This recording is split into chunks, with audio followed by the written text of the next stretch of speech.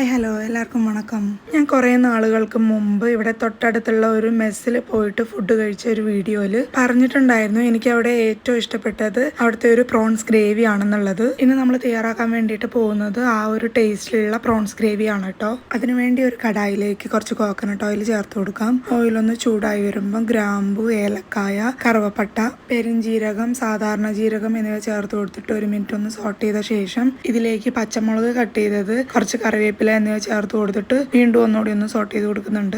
അതിനുശേഷം ഇതിലേക്ക് സവോള ഇതുപോലെ ചെറുതായി ചോപ്പ് ചെയ്ത് ചേർത്ത് കൊടുത്തിട്ട് സവോള നല്ല ഗോൾഡൻ ബ്രൗൺ കളർ ആകുന്നത് വരെ നല്ല രീതിയിൽ ഒന്ന് സോട്ട് ചെയ്തെടുക്കാം. സവോള നല്ല ഗോൾഡൻ ബ്രൗൺ കളറായി കഴിയുമ്പോൾ ഇതിലേക്ക് കുറച്ച് ജിഞ്ചർ ഗാർലിക് പേസ്റ്റ് ചേർത്ത് കൊടുത്തിട്ട് അതിന്റെ പച്ചച്ചുവ മാറുന്നത് വരെ വീണ്ടും ഒന്ന് സോട്ട് ചെയ്ത് കൊടുക്കുന്നുണ്ട്. ജിഞ്ചർ ഗാർലിക് പേസ്റ്റിന്റെ പച്ചച്ചുവ മാറി കഴിയുമ്പോൾ ടൊമാറ്റോ ഇതുപോലെ അരച്ചാണ് നമ്മൾ ചേർത്ത് കൊടുക്കുന്നത്. ഞാനിത് തയ്യാറാക്കുന്ന ടൈമിൽ ഇവിടെ കറണ്ട് ഉണ്ടായിരുന്നില്ല, അതുകൊണ്ട് മിക്സിയിൽ അരയ്ക്കാൻ പറ്റിയിട്ടില്ല. നമ്മുടെ ഇടികല്ലിൽ ഒന്ന് ഇടിച്ചെടുത്തിട്ടുള്ളതാണ്, അതുകൊണ്ടാണ് നിങ്ങൾക്ക് അവിടെ ആയിട്ട് ടൊമാറ്റോ കാണാൻ പറ്റുന്നത്. നിങ്ങൾ ചെയ്യുമ്പോൾ മിക്സിയിൽ നല്ല പേസ്റ്റ് പോലെ തന്നെ അരച്ചെടുക്കാൻ വേണ്ടിയിട്ട് ശ്രദ്ധിക്കണം. ടൊമാറ്റോ പേസ്റ്റ് ചേർത്ത് 2-3 മിനിറ്റ് ഒന്ന് സോട്ട് ചെയ്ത ശേഷം വേസ്റ്റ് എല്ലാം മാറ്റിയ ശേഷം 2-3 തവണ നന്നായിട്ട് കഴുകിയെടുത്ത പ്രോൺസ് ഇതിലേക്ക് ചേർത്ത് കൊടുക്കുന്നുണ്ട്.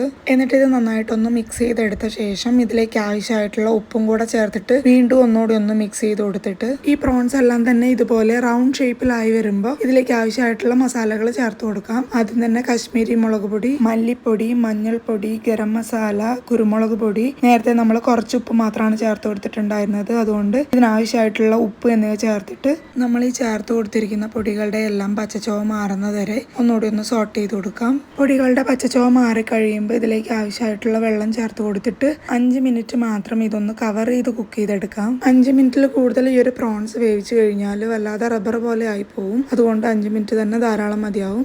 5 മിനിറ്റിന് ശേഷം ഇതൊന്ന് ഓപ്പൺ ചെയ്ത് കഴിഞ്ഞാൽ നമ്മുടെ ടേസ്റ്റി പ്രോൺസ് ഗ്രേവി ഇവിടെ റെഡി ആയിട്ടുണ്ട്.